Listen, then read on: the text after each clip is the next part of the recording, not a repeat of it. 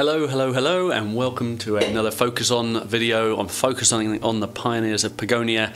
And today we're focusing on the hunter. It's me, Ihlamur, and I'm going to give you 16 facts about the hunter and the animals that will help you optimize your game. So let's get right into it. First of all, the cost to build a hunter is 4 softwood. It's one of the simplest buildings in the game. You can get it right at the beginning, and I recommend doing so because it is a great way to provide provisions for your miners at the beginning of the game. The building will take about, well, between 1 and 2 minutes to build, depending on how many builders you assign to it, and it can be built almost anywhere, just not in the water or on the rock. That was fact number 2. Fact number 3, it's a 2x2 building, doesn't take up too much space, about 64 square meters. Speaking of meters, the range of this building is 150 meters, that's the radius, so you can go quite far away from the animals. The hunters are going to go quite a long way to get the animals. Of course, the further they have to travel, the longer it takes. They walk at 2 meters a second, so if they're going to an animal that's all the way across their range, 150 meters away, it's going to take them 75 seconds to get there. It'll take them a few seconds to kill the animal, and then 75 seconds back. That's over 2.5 minutes. So you want to build your hunters quite close to where the animals are going to be, but not too close so that you instantly completely decimate the animal population. And we'll talk about animal population in a moment. So how does hunting work? Well, your hunter will select an animal. That animal will then no longer move. It's kind of trapped. They're locked together. He'll walk pretty close, and then he'll pull out his bow and he'll shoot the animal. For those of you who are vegetarians, don't watch this. He'll then walk over to the animal. All of this takes time, of course, and then he'll kneel down and he will start to gut and skin the animal. Now, if it's a boar or a deer, he'll take one of the meat or the leather and leave the rest behind to be picked up. In this case, this is a rabbit. It's only got one meat, no leather, so he's just picked that up and the animal disappears. He will go back to that animal and collect the rest of the meat and the leather over time, so he doesn't have to hunt new animals if there's already animals waiting to be harvested, as it were. He walks all the way back with his meat and deposited it at the hunting lodge. Now remember, all 3 of them are doing this at once, so these speeds are sped up 3 times. He deposits the meat and then there's no cooldown time. He doesn't rest at all, he just heads straight back out. As long as there's an animal in range, and that's the animal he selects, as we said before, that animal then stops in its place until he gets there. Now, of course, how much resources, how much meat and leather you get is very much dependent on how many animals there are and how close they are to your hunter. But in my testing, you're getting a resource, or the hunters are depositing a resource about every 35 seconds or so on average. So you can expect to get meat and leather about that rate. Fact number 7 is that although there are 5 types of resource that you can gather from this: deer meat, boar meat, rabbit meat, and 2 types of leather, they actually only store 4 because the leather from boar and deer is just combined into regular leather. There's no difference after they collect it. The only difference here is, are they going to take the leather from the boar or from the deer?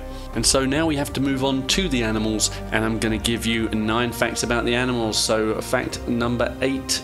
The amount of meat you get from different animals is different. You get 1 unit of meat from a rabbit, you get 2 units of meat from boar, and you get 3 units of meat from deer. So it is better to collect the deer meat, but let's remember, deer is used for comfort food, whereas boar is used for nutritious meals. So if you want meat for your miners, you've got to go for those boar, and they only provide you 2 meat per animal.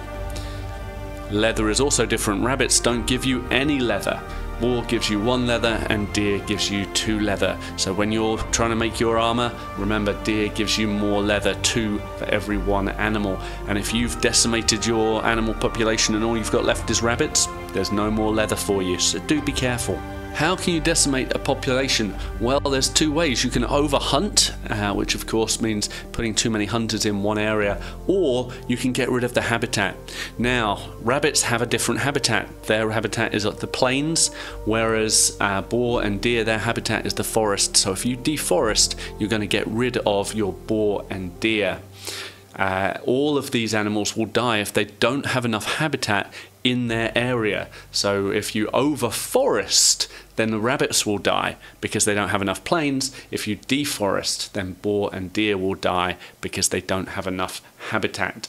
Now, they will all spawn if they have enough habitat. For rabbits, that's enough plains, and for deer and boar, that's enough forest.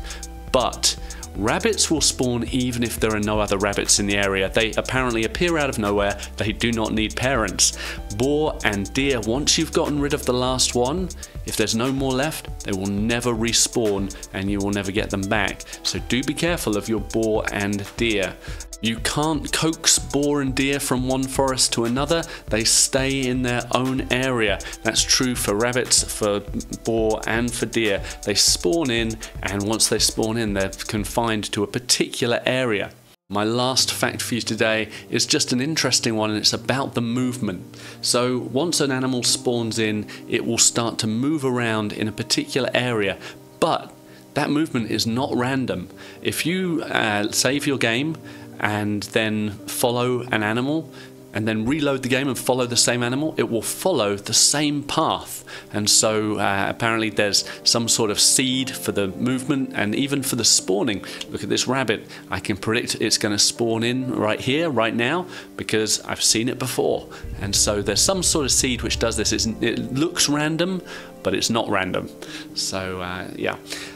That is all I have to say about the hunter and the animals for the moment. I'm going to talk much more about the outputs, the leather, the meat from the boar and the deer, and the different kinds of meals that you can make from that in a later video. But I'm going to do that after we look at the fishermen, because the different foods operate in very similar ways, so it'll make more sense to do it then, and then to compare these meals against the plants and the vegetables that we already looked at for the side meals. So please do stick with me. If you haven't already, please subscribe, give me a like. It makes so much difference and it's very easy for you to do, and I will see you in the next video. Have a lovely day.